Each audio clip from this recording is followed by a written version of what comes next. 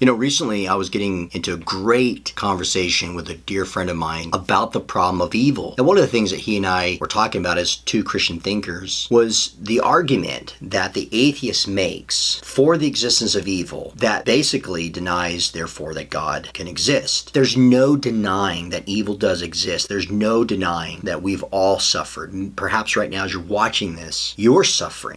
I face a lot of tragedy in my life. At the age of 15 years old, my mom was killed suddenly in a car accident. And I have to say, to this very day, that's probably still the most terrifying time of my life. I'm sure many of you watching have lost a loved one and you've had to suffer through that. But at the end of it, there's a way that God, I don't know how he does it, but he brings a lot of good comfort. And the way that we learn through suffering is a beautiful thing. Through trials and through hardship, there's a lot of lessons that are learned, a lot of endurance, perseverance, and discipline that comes out of it that I otherwise would never probably have experienced or be the man I am today, or to have developed the maturity or my faith being as strong as it is today if I hadn't faced periods of my time that have really challenged me. So how do you reconcile this problem of evil with God's existence? If God, why evil? That's really the fundamental question here. And so the atheist uses evil to disprove God, essentially. But I want to read a famous philosopher who lived hundreds of years ago. His name is David Hume, and he formulated this problem of evil in his book called The Dialogues Concerning Natural Religion. He writes, "Is he, God, willing to prevent evil, but not able? Then is he impotent? Is he able, but not willing? Then he is malevolent. Is he both able and willing? Whence then is evil?" So the point is that he was saying is, look, if God is all powerful and all good, then he would remove, or he would defeat, or there would be no evil. It would be gone. But since it does exist, evil that is, God can't exist, meaning he cannot coexist with evil. And that's an argument that David Hume and Bertrand Russell, and then even latest years, you have Sam Harris and Richard Dawkins have laid out. But I want to kind of show you the flow of this argument and kind of the flaw of it, though, at the same time, because see, though this may be considered an atheist's one of their strongest arguments against the existence of God, we would say as Christian thinkers that it actually happens to be their weakest. And let me show you why.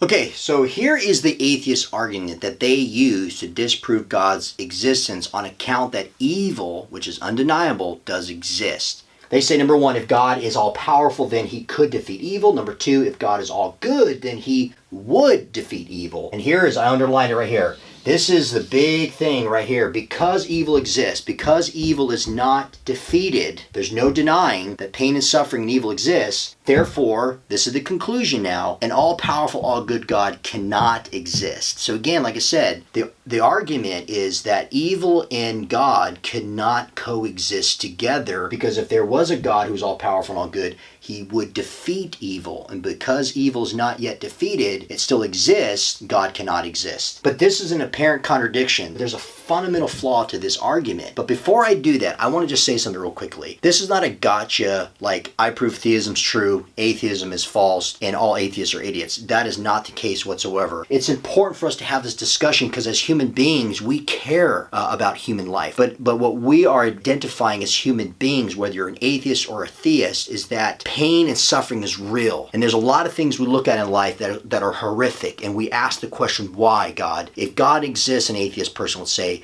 why does he allow these kind of things to happen in my life, or to my loved one, or to those people in Africa? So this is very important. This isn't something we just logically or philosophically prove or disprove God's existence. This is, as we lay these type of things out, what we want to get to is that there is a God. And here's why. Just because evil is not defeated doesn't mean it won't be. This is it. As a Christian, we're saying, yes, there's an all-powerful God. Yes, he is all good. Yes, evil exists, but it's not yet defeated. See, the atheists assuming because evil exists and has not been defeated, God doesn't exist. But who's to say because evil is yet to be defeated that God is not finished? Let me kind of break this down a little bit more. Okay, so let's start with a couple things to kind of clarify this whole thing about atheists believing that because evil exists, God cannot exist. First off is this, that there's a difference between causing evil and permitting evil. If you go back and you look at evil, God didn't create evil when he created the world. God created all things to be good, which meant that there was the potential of evil acts. God, who's a good being, created all things good, and it was good that we had free will, because you and I know forced freedom or forced love is a contradiction. You can't have it both ways. I'm married. My wife and I freely chose to marry one another. She's not forced into a marriage. You and I would not call that a good marriage. We know that. So then how can we say then that God forced himself on his creation to act a certain way? He didn't just program us like robots to say, I love you, God, I love you, God. That's not real love. We know that free will, choosing what you wish, is a good thing. So when it comes to causing evil and permitting evil, God created us with the ability as free agents to choose right and wrong. And of course, as we know, man chose to go against God's wishes, and as a result are responsible for evil entering the world. God created the potential fact for evil, but as human beings, based on free will, remember, we're created as free agents. That's a good thing. We committed the act of evil. So it's not like we can just blame God for evil into this world. And because the atheist says evil still exists, is not a way to disprove God. So some atheists go as far as claiming that if God is real, then he's malevolent, that he is a bad God, that he's horrific, that he's this God who's so evil and so twisted, and that is not a God to be worshipped. And because evil is still prevalent in the world, that makes him even more of an evil God. But I believe that the atheist is begging the question when they're attacking the nature of God or painting him in the picture of being a malevolent being. The fact is that God is not malevolent. God is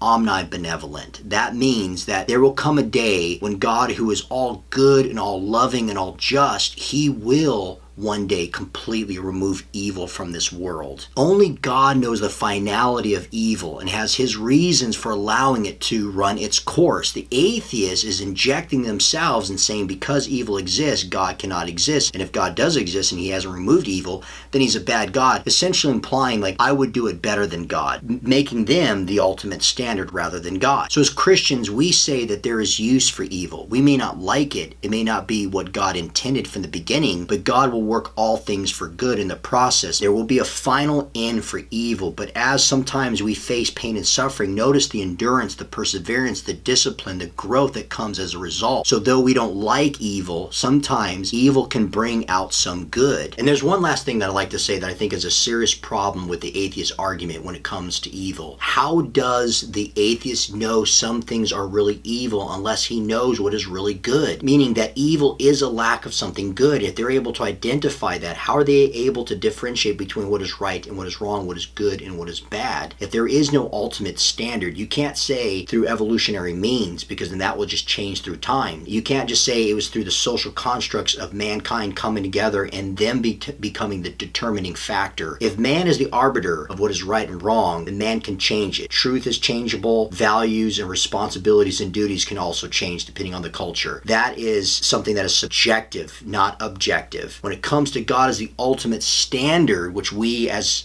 Christians believe, that then determines what is just and unjust, because God is a just being. So to put it another way, how can the atheist know there is injustice in the world unless he has some ultimate standard of justice by which he measures it? But if there is an ultimate moral law, then there has to be an ultimate moral lawgiver, and that is not man. That is not the atheist, and that is not even the Christian. That is God and God himself. So again, the atheist argument for the problem of evil to disprove God's existence boomerangs, I believe, on themselves. They attempt to eliminate God, but in the process, they're presupposing God's existence. So hopefully that helps to some degree. Check out my other videos, because we're going to be working on some other things about looking at the God of the Old Testament. Is he really a monster? And does God really send people to hell? Thanks for watching.